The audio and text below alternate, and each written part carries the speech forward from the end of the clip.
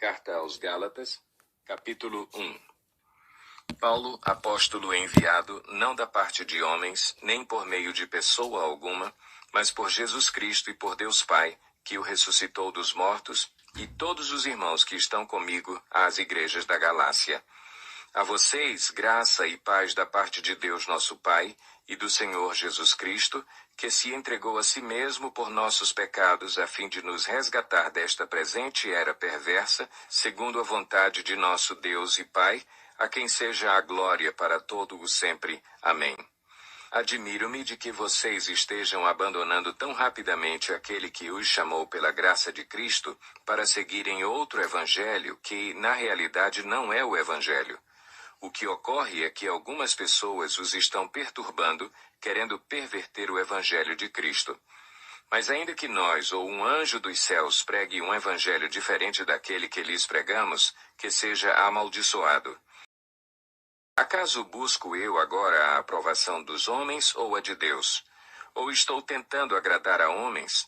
Se eu ainda estivesse procurando agradar a homens, não seria servo de Cristo. Irmãos, quero que saibam que o evangelho por mim anunciado não é de origem humana. Não o recebi de pessoa alguma, nem me foi ele ensinado. Ao contrário, eu o recebi de Jesus Cristo por revelação. Vocês ouviram qual foi o meu procedimento no judaísmo, como perseguia com violência a igreja de Deus, procurando destruí-la. Ouviram qual foi o meu procedimento no judaísmo, como perseguia com violência a igreja de Deus, procurando destruí-la.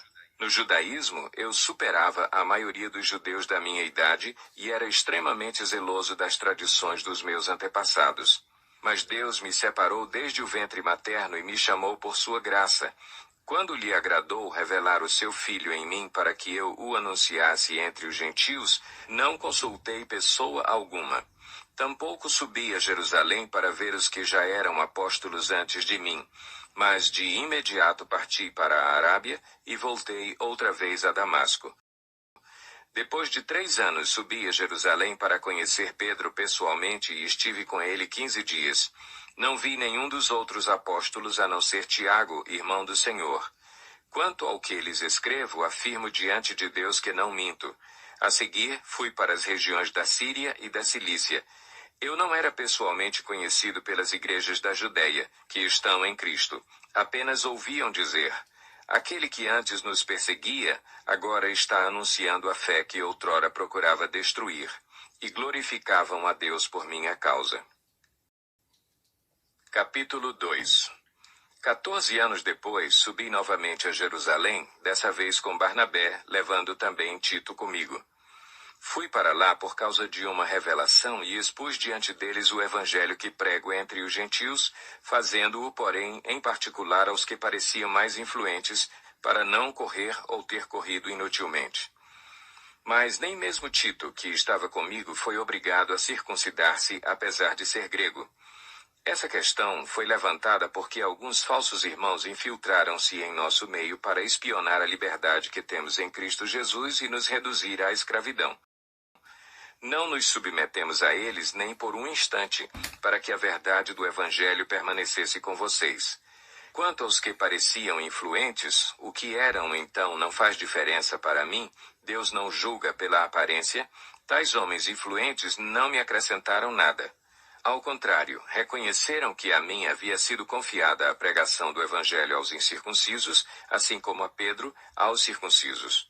Pois Deus que operou por meio de Pedro como apóstolo aos circuncisos, também operou por meu intermédio para com os gentios. Reconhecendo a graça que me fora concedida, Tiago, Pedro e João, tidos como colunas, estenderam a mão direita a mim e a Barnabé em sinal de comunhão. Eles concordaram em que devíamos nos dirigir aos gentios e eles aos circuncisos. Somente pediram que nos lembrássemos dos pobres, o que me esforcei por fazer. Quando, porém, Pedro veio a Antioquia, enfrentei-o face a face por sua atitude condenável. Pois, antes de chegarem alguns da parte de Tiago, ele comia com os gentios. Quando, porém, eles chegaram, afastou-se e separou-se dos gentios, temendo os que eram da circuncisão. Os demais judeus também se uniram a ele nessa hipocrisia, de modo que até Barnabé se deixou levar. Quando vi que não estavam andando de acordo com a verdade do Evangelho, declarei a Pedro, diante de todos: você é judeu, mas vive como gentio e não como judeu. Portanto, como pode obrigar gentios a viverem como judeus? Nós, judeus de nascimento e não gentios pecadores, sabemos que ninguém é justificado pela prática da lei, mas mediante a fé em Jesus Cristo. Assim nós também cremos em Cristo Jesus para sermos justificados pela fé em Cristo e não pela prática da lei, porque pela prática da lei ninguém será justificado. Se, porém, procurando ser justificados em Cristo, descobrimos que nós mesmos somos pecadores, será Cristo então ministro do pecado? De modo algum. Se reconstruo o que destruí, provo que sou transgressor. Pois por meio da lei eu morri para a lei, a fim de viver para Deus. Fui crucificado com Cristo. Assim, já não sou eu quem vive, mas Cristo vive em mim. A vida que agora vivo no corpo, vivo-a pela fé no Filho de Deus, que me amou e se entregou por mim. Não anulo a graça de Deus, pois se a justiça vem pela lei, Cristo morreu inutilmente. Ó Gálatas insensatos! Quem os enfeitiçou? Não foi diante dos seus olhos que Jesus Cristo foi exposto como crucificado? Gostaria de saber apenas uma coisa. Foi pela prática da lei que vocês receberam o Espírito ou pela fé naquilo que ouviram? Será que vocês são tão insensatos que, tendo começado pelo Espírito, querem agora se aperfeiçoar pelo esforço próprio? Será que foi inútil sofrerem tantas coisas, se é que foi inútil? Aquele que lhes dá o seu Espírito e opera milagres entre vocês, realiza essas coisas pela prática da lei ou pela fé com a qual receberam a palavra? Considerem o exemplo de Abraão. Ele creu em Deus e isso lhe foi creditado como justiça. Estejam certos, portanto, de que os que são da fé, estes é que são filhos de Abraão. Prevendo a Escritura que Deus justificaria os gentios pela fé, anunciou primeiro as boas novas a Abraão. Por meio de você, todas as nações serão abençoadas. Assim, os que são da fé são abençoados junto com Abraão, homem de fé. Já os que se apoiam na prática da lei estão debaixo de maldição, pois está escrito: maldito todo aquele que não persiste em praticar todas as coisas escritas no livro da lei. É evidente que diante de Deus ninguém é justificado pela lei, pois o justo viverá pela fé. A lei não é baseada na fé. Ao contrário, quem praticar estas coisas, por elas viverá. Cristo nos redimiu da maldição da lei quando se tornou maldição em nosso lugar, pois está escrito: maldito todo aquele que for pendurado no madeiro. Isso para que em Cristo Jesus a bênção de Abraão chegasse também aos gentios, para que recebêssemos a promessa do Espírito mediante a fé.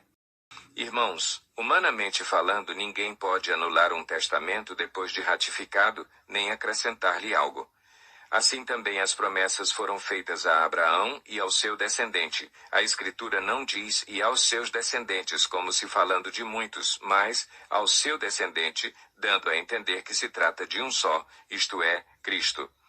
Quero dizer isto: a lei que veio 430 anos depois não anula a aliança previamente estabelecida por Deus, de modo que venha a invalidar a promessa. Pois se a herança depende da lei, já não depende de promessa. Deus, porém, concedeu-a gratuitamente a Abraão, mediante promessa. Qual era então o propósito da lei? Foi acrescentada por causa das transgressões, até que viesse o descendente a quem se referia a promessa, e foi promulgada por meio de anjos, pela mão de um mediador. Contudo, o mediador representa mais de um. Deus, porém, é um. Então, a lei opõe-se às promessas de Deus? De maneira nenhuma, pois se tivesse sido dada uma lei que pudesse conceder vida, certamente a justiça viria da lei. Mas a Escritura encerrou tudo debaixo do pecado, a fim de que a promessa que é pela fé em Jesus Cristo fosse dada aos que creem. Antes que viesse essa fé, estávamos sob a custódia da lei, nela encerrados até que a fé que haveria de vir fosse revelada. Assim, a lei foi o nosso tutor até Cristo, para que fôssemos justificados pela fé. Agora, porém, tendo chegado à fé, já não estamos mais sob o controle do tutor. Todos vocês são filhos de Deus mediante a fé em Cristo Jesus, Pois os que em Cristo foram batizados, de Cristo se revestiram. Não há judeu nem grego, escravo nem livre, homem nem mulher, pois todos são um em Cristo Jesus. E se vocês são de Cristo, são descendência de Abraão e herdeiros segundo a promessa.